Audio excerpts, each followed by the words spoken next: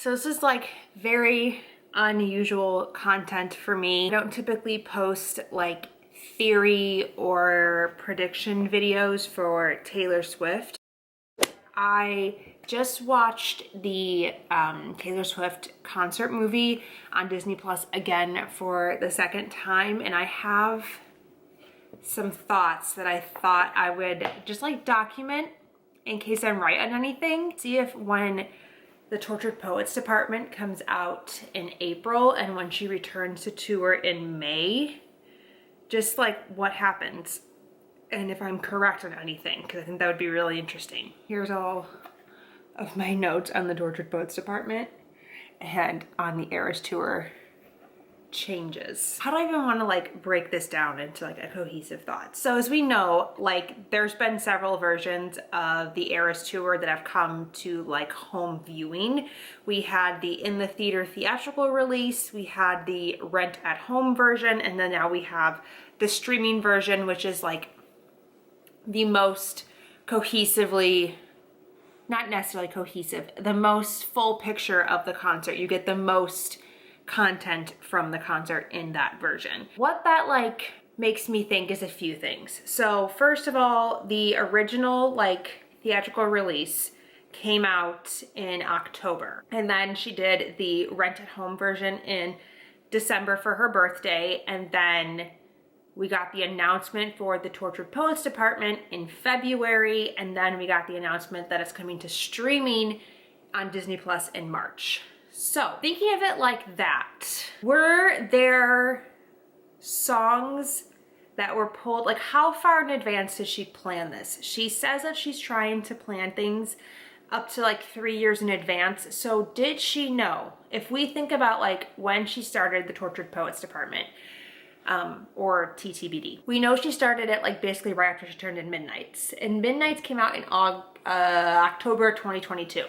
And was announced in August of 2022. So we know that like that had to have been finished theoretically earlier that year. So she's been working on TTPD since mid 2022 approximately. So that is quite some time before the Eras Tour started. We know she did a lot of rehearsals in the winter months after Midnights came out in October, through obviously the tour opening in March. So that's about a, what, like a 5-month window. Did they start rehearsals before that? I don't really know if we've ever been confirmed when she officially started rehearsals for the tour, but she knew that this album was happening before Midnights was even announced or released. So there is like a very large possibility that this had always been in the plan for the Eras Tour, that it was always going to include this and it was always going to be changed. Because I think a big like thing that people were very confused by was, why was the tour movie coming in the middle of the tour? At that point she had only been to the US and to Mexico, so like nearly half, not even half of the shows had been completed yet for the tour. So nearly half of her audience will now have access to it online, and like what's the point of them going to see it in concert other than they already purchased tickets, or like to experience it live? Like what is the draw to get them to come back? What's the purpose of recording it so early unless you are intending to change it?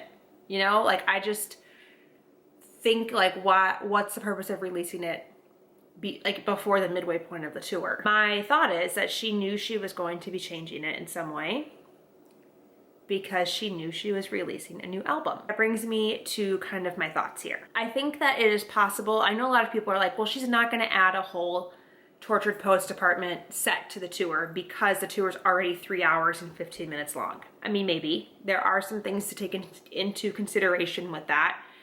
It's already a lengthy show. There are places that have curfews that she needs to be completed with her show before, or else she has a fine. Granted, I think Taylor Swift could afford the fine, but is it worth angering like international governments for your tour and like potentially ruining your positive relationships with these stadiums and such? Maybe not.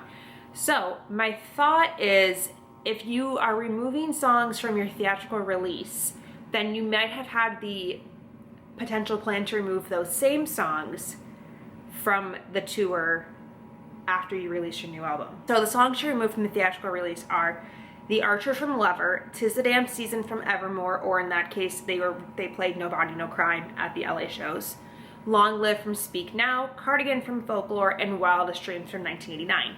These were all originally cut from the theatrical release. I think it's very possible that she could cut those 5 songs from the tour at large, and that would free up 5 song slots from this new album. Furthermore, I'm watching the tour today, and during her Champagne Problem speech in the movie, she specifically says in the same sentence 2 things, talking about like, what are you going to do with all these new albums you've released? So you've put out like 5 albums that you haven't toured. What are you going to do? Tour all of them and make it like a 3.5 hour show? She's like, yeah, it's called the Eras Tour. I'll see you there. So at the time when she says this, there were actually only 4 untoured albums: Lover, Folklore, Evermore, and Midnight. She had not released TTPD yet or announced it. So we were all like, 5 albums? That doesn't sound right any way you slice it, because you haven't had 5 new albums, and you also haven't had 5 albums if you count their re-records. That would be 6. At that point in the tour, it would have been 7 because Speak Now had come out. So like, that number isn't correct unless you think it's an Easter egg and she was telling you that there's another one coming, which is what I think. And then after that, she says make it like a 3.5 hour show. At this time, the Eras Tour was 3 hours and 15 minutes long. So is this in the same sentence both an Easter egg for an upcoming album and an Easter egg for a longer tour? Because now she has 15 minutes of unaccounted time. She could have said 3 hours and 15 minutes, slightly over 3 hours. She could have just rounded down to 3 hours, but she said 3.5 hours. So she now has 15 minutes of unaccounted time. And that is also plenty of time for a new era. But if you also count the 5 songs that she might remove, well, then that's even longer. That could be nearly 30 minutes. Plenty of time for a whole nother era to be inserted. And she's clearly establishing TTPD as a new era. And she says the Eras Tour, and she's going to tour all of them. Was this all a really giant Easter egg to her including TTPD in the Eras Tour show? Because I think it would be very silly of her to not. I know there's a lot of people who want to make the argument, well, she's not going to do that because it's not fair to other fans, or she's not going to do that because half of the tour stops and didn't get TTPD. She's not going to do that. This is a massive, complicated show, and there's no way she's going to change it. She's currently on a 2-month break, and she's had a couple of like longer breaks since the LA shows were filmed. And even if she went into this tour knowing this was happening, that would put her with plenty of time to plan this ahead and plan rehearsals for this ahead of time, or like that would have given her plenty of time to plan for that. And I also don't really necessarily think that she cares if half of the tour is different than the other half, because she's added and taken out songs already. Like, she added Long Live after Speak Now was released. She added Nothing New while Phoebe Bridgers was an opener.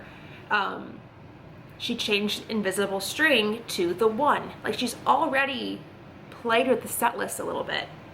So I don't think that she necessarily is worried about that. And now that the entire thing in this version is available for streaming, if you want to watch that version of the tour, you can just watch it on streaming.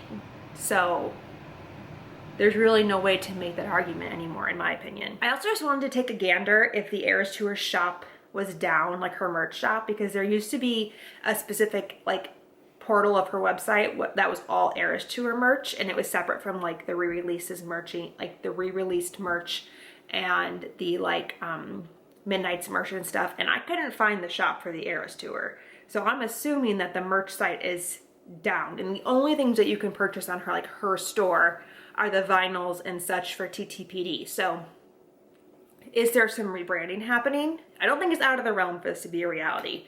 I think the more people that say Taylor Swift can't do this are the people who are going to be proven wrong, because every time that Taylor Swift has been told she can't do something, she does it anyway. Like, you can't release a new album in the middle of a tour. Joke's on you. Yes, she can. There's also a white and light gold microphone that are, you know, promoting some of her shots for the Eras tour and like her rehearsals and such, and we don't see those used in any of the sets. Every other microphone in those pictures has been accounted for except for the light gold and the white, which kind of fits in with the color scheme because it could be more of like a champagne-y sepia toned microphone for TTPD. Was that a hint? Was that an Easter egg? She is planting these things so early ahead of time, and that would have been back in March for something coming out a year later. I think it's very possible. So with that said, let's get into some other Eras Tour changes that I think are going to happen post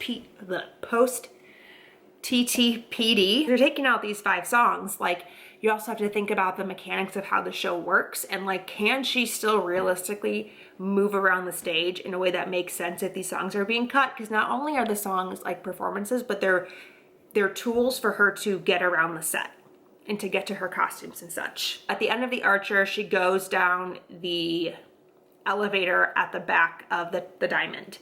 So can she realistically, if we cut the Archer, still get to that spot? Yes, she can. Lover is taking place on the elevated stage right in front of the elevator that's at the diamond, so she very easily could turn around and go down the elevator behind her after Lover. And then she has access obviously to the back of the stage because that's where she comes out at the beginning of Fearless. She can definitely go down the elevator and come up backstage, which is important for if we were to remove 'Tis the Damn Season. At the end of the Fearless set, she goes down the same elevator again at the back of the diamond, and she comes up in that same place too, in the diamond area. So if she were to cut Tis the Damn Season, she needs to be at the back of the stage for Willow. So if we've determined she already has that route under the stage to get there during the Lover to Fearless set, then she also can do it during the Fearless to Evermore set. So those 2 check out. Removing Long Live, easy. It wasn't there at the start of the tour. She can just return back to walking back up the stage at the end of Enchanted like she had done for every tour stop before the Speak Now release.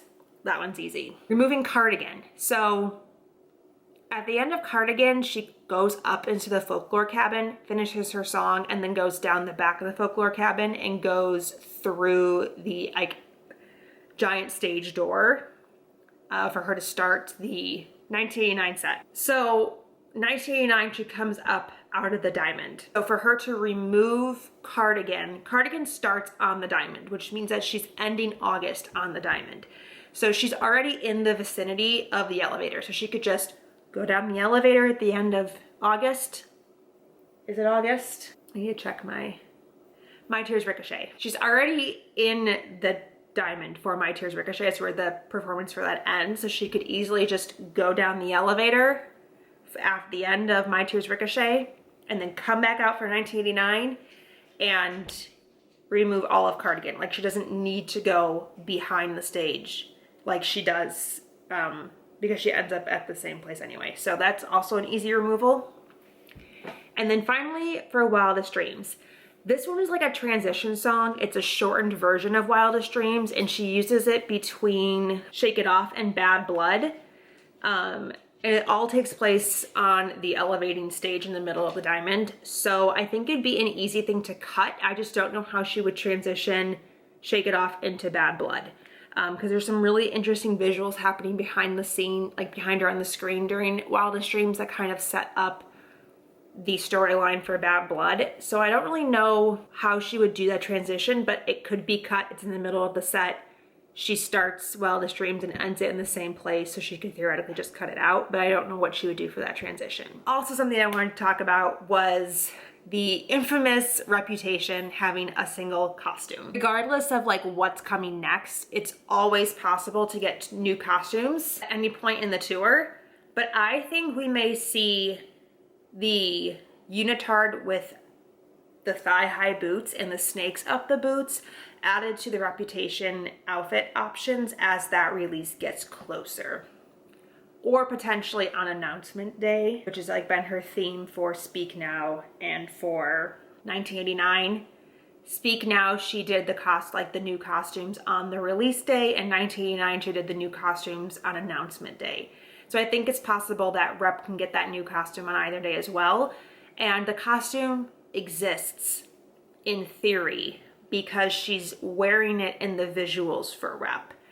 So, or someone is wearing it in the visuals for Rep. So it exists in some capacity. There are thigh-high snake boots somewhere in the world. I do think that that might be the possible other option for the Reputation bodysuit. I think it might look something similar to her first costume that she wears on the Rep tour, like the long sleeve black unitard with the thigh-high boots. Something I also think that she could possibly do if she's taking out these 5 songs and adding 15 minutes to the set list. I mean, that's again approximately 30 minutes. 30 minutes would be the longest set.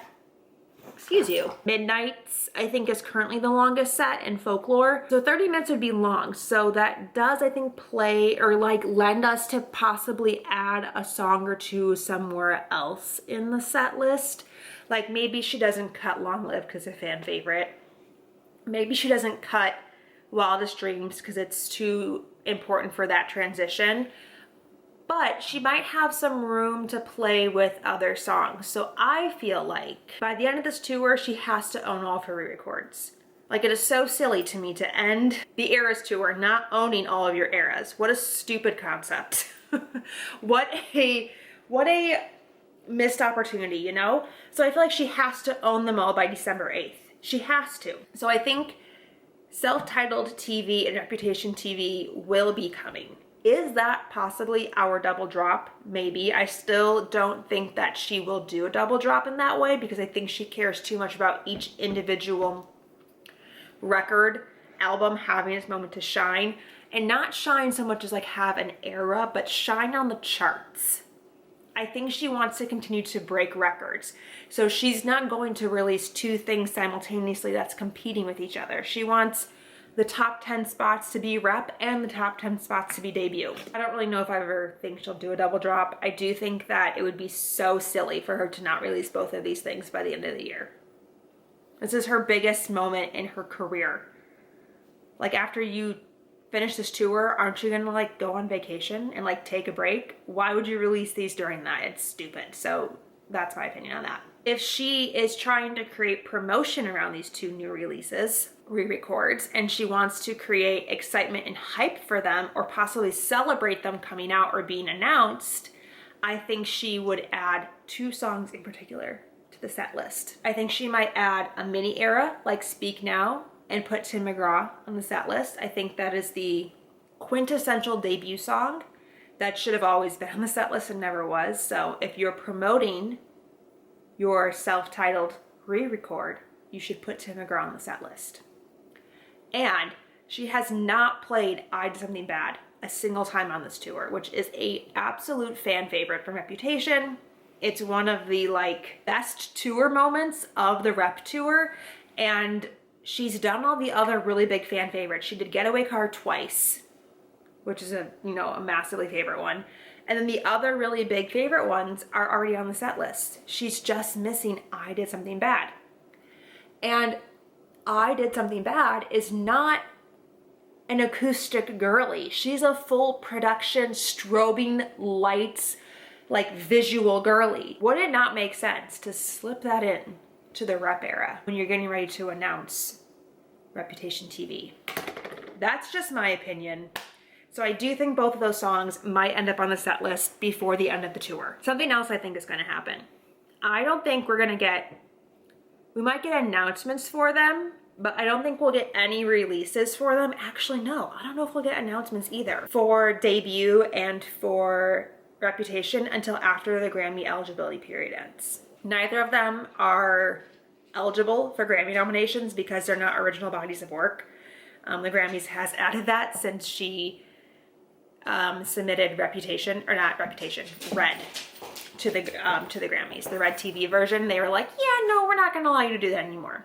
So she can't submit re-recorded work anymore, which I think is kind of a snub for Reputation because Reputation was that girl and deserved a Grammy, and I hope she finds some way to get around that, whether it's Song of the Year, Record of the Year, some kind of single, some kind of vault track, something that's like, you know, new work that she can submit to the Grammys so that Reputation can get a Grammy. I think she's gonna heavily focus on promoting TTPD up until September when the Grammy eligibility period closes, because she's releasing it so much later in the cycle. Like normally she releases Q4, and Q4 is the beginning of eligibility period for the Grammys, and now she's not releasing until Q2.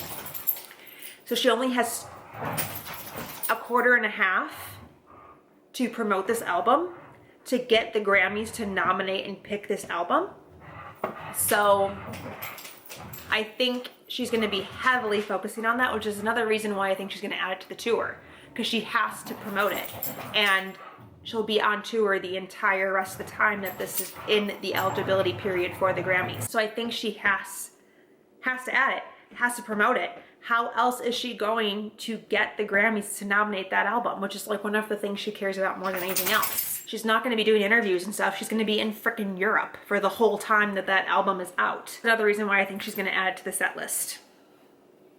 And why I don't think she's going to even talk about the 2 other re-records possibly being announced until September when that Grammy eligibility period ends. And I think that there's a September 13th this year, which is a day that I would be looking out for because it's after the Grammy eligibility period ends, and it's a 13, it's a Friday, so I'd be looking out for that. And then her birthday's on a Friday, and it's the 13th, and I feel like that's a really sweet place to end on for debut. That would be the week after the tour ends. So we'll see. But those are my predictions for the rest of the tour. I do think it's gonna see some changes. I do think that Rep and Debut will get some promotion added to the tour later in the tour.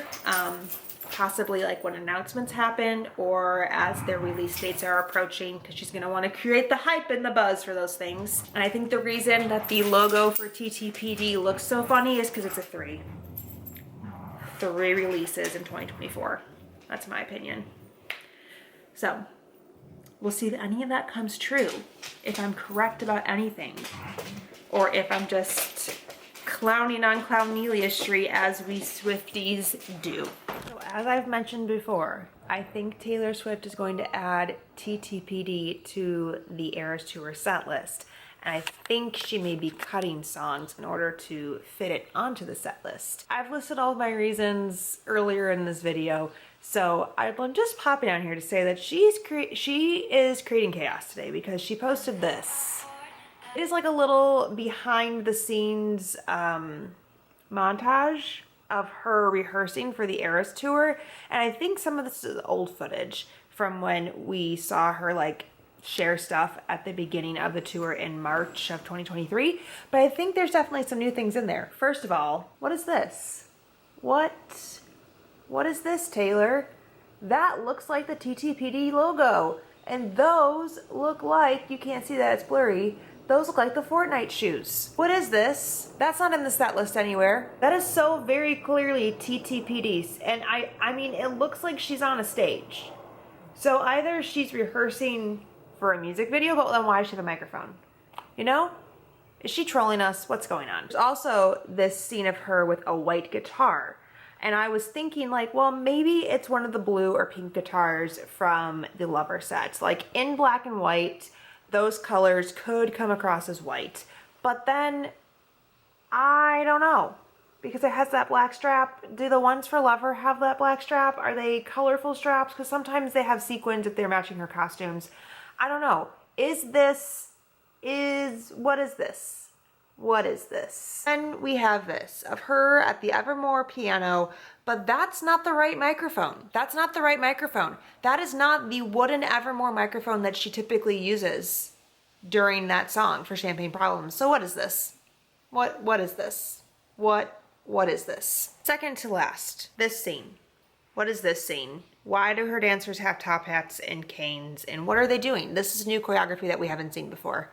So is this for TTPD? Is this a different song being added to the set list? This is not currently on the set. So what is it? And the very last thing that I'm like, that seems new. What is that? Is this moment where she's like on this cute little stool and she's like tapping her feet and singing along. I don't know if that's just like them practicing the sound or whatever, or if that's actually like a part of the tour, like the show, because we don't ever see her sit on a stool like this. And she has the white microphone, or at least it looks white. It's black and white, so like who knows for sure. So is that being added to the TTPD set list section, or is that just like her practicing singing the songs or whatever? Because it looks like she's with the band. I think the changes are changing. I think it's happening. I don't think I was crazy. I think it's happening. I think it's happening. So I guess this is my final opportunity to make guesses on what I think is going to be on the Eras tour as part of TTPD, which I do think she's adding. I do think she's adding it. So my final predictions are like, where do I think it's going to fall in the set list, and like what do I think is going to be on the set list? To fall into the set list, I don't really have like a for sure guess. I guess you could say like a for sure prediction, because I don't know that like there's a really great obvious place for it to go. I was thinking like the current way that the Eras tour is set up, we have her most recent era at the end, Midnights. So I think theoretically you would think that TTPD should go at the end because it is their most recent thing. I feel like Midnights so perfectly ends the show. Like it's an upbeat, dance heavy, poppy set list. So it's like one last jolt of excitement and energy to finish the show. That it's like a fun encore-esque right after we have the surprise songs, which is a little bit slower, and you know, you're more of like paying attention to what's going on stage, not like dancing and screaming and singing along and stuff. So I think Midnight is a good way to end the show. And also, I feel like Karma is such an iconic way to end it. How would you transition Karma into TTPD? Like I just feel, I don't know. I don't know how I feel about that. But at the same time, she does have the door descending in the background during Karma. So is that like how she would transition into TTPD? Is she would go through that door and then come back out and it'd be the TTPD set? Granted, every song sounds different when it's played with a live band on a tour versus like in a studio on a sound, like on the actual album. So all the songs could be made to be more beat heavy, to be more dance driven, but I don't know if I think she's gonna put it at the end. So my second thought was, do you put it at the beginning? Because Lover is like the album that she never got to tour with the cancellation of Loverfest. So do you put it at the beginning? But I feel like it's been a long time coming. It's such an iconic way to open the show. Like how do you change the opening of the show? And I know that I said in this video, like just because you say Taylor can't do it means that she's going to. She could totally subvert all of my theories and like pull a fast one on us and put it at the end or the beginning. But again, Lover is like a really upbeat, poppy place to start the show. Like get everybody ramped up. I mean, Cruel Summer is such an amazing way to like get the crowd going. And most of the time Lover is taking place during like sunset hours. So it just like is a really beautiful, you know, aesthetic for what Lover is. I don't know that she would replace it at the beginning. So then my thought is it has to go somewhere in the middle. And I feel like it'll be a bit slower, like something maybe more folklore, Evermore-esque, where it's less choreography heavy or like less dance heavy. I don't know. I don't know. So I'm thinking like, where would it go? And I think I initially thought a good place for it would be between Red and Folklore, because, or even between Speak Now and Red, because you have Reputation, which is fairly dance heavy with her dancers, and then it goes into Speak Now, and she has dancers on the stage during Enchanted, but nobody on stage during Long Live. But if she removes Long Live, then they're gonna go right into Red, and they have like the box come out on stage, and that's how they introduced the Red era. And there's not really a whole lot of like background visuals during the introduction of Red, so it could theoretically go there. And I feel like it would be a good tempo change between like Rep, Speak Now, TTPD, Red, and then into folklore. But then it's gonna get too lost in the middle of it. It can't go between 1989 and the acoustic set because of the way the costume change works for that. So it cannot go in there. My like gut feeling tells me it's gonna go after Lover though. Is that crazy? Is that crazy? We have Lover open the show. Cruel Summer, we get The Man, we get You Need to Calm Down, and we go into the song Lover, where Taylor does like her welcoming speech and welcomes you to the Eras Tour and talks about, I'm gonna be your host for this evening. They sing Lover, and then she would sing The Archer, but if they're cutting The Archer, does she maybe just say like, and we're gonna do one more song from the Lover set, and then I'm going to introduce you to my newest member of the fam? Or is she gonna wanna save that until after she talks about it during Champagne Problems? I guess she's gonna wanna hold out the hype until closer to the end. Like, are we gonna get it, are we not? Because none of us know if we're gonna get it or not. Anything that happens during that first night in Paris is gonna be like a brand new, like, is this the moment, is this the moment, is this the moment? So does she wanna reveal her like ace so early in the show, like right after Lover, or does she want to wait until later in the show? I'm so torn. I feel not the beginning and I feel not the end. I feel it'll be a set somewhere in the middle, but I don't know. I feel like after Lover could be okay, after Speak Now could be okay, and after Red could be okay. Like, those are my three guesses. Is it after Lover, after Speak Now, or after Red is where she's gonna put TTPD. As for what songs we're gonna have from TTPD, based on that little like YouTube short where there was, I think very clearly, a bar with the insignia of TTPD on it, and I don't know what else that would be there for. I apologize for the man doing yard work outside. What songs do I think she'll put on the set? I feel like my go-to thought is perhaps Fortnite, because it's the only single we've had from the album so far, but she doesn't always do the singles. Like, she didn't put Me on the set list, which is obviously like the lead single from Lover. None of the Speak Now singles are on the set list, but then some set lists like Red, it's aside from All Too Well, it's only the singles, and same with 1989, it's only the singles. So I don't know about Fortnite. I just don't feel like, I don't know how she's going to choreograph any of these songs. So like that's like where my hang up is like, how is she going to choreograph this and make it interesting for the audience? I think Fortnite could be because it's been the only single that we've gotten and the only thing that she's been advertising since it came out. I think Florida would be incredible on stage, like the boom, boom, boom, boom, boom, Florida. Like, it gives me vibes of when she did Endgame on the Rep tour and had like the giant drums and like King of My Heart and had her dancers on the giant drums. Like, I feel like would be so cool for Florida. And I know you're thinking there's a feature on it, she can't do it, but she did Endgame for all of Rep tour, and that has 2 features on it, and she just like either cut their parts or sang them herself. Florida could be an option. That would be like, I think, a really fun song to have on the set list. I Can Do It With a Broken Heart, kind of, it's like a little weird, I think, to put on the set list because the song is clearly about performing the Eras Tour while she was depressed. And I think it's like a commentary on the fans and like her interaction with her fans. So it's a weird thing to put on the set list, but also it is the most boppy song. And it's the possibility of a chant with the more. So I feel like that is going to be on there. So I'm thinking Fortnite. I would love Florida, but I don't know about Florida. So I'm thinking Fortnite. I'm thinking I Can Do It With a Broken Heart. We want to go for like a slower acoustic moment that has the potential for like screaming from the audience.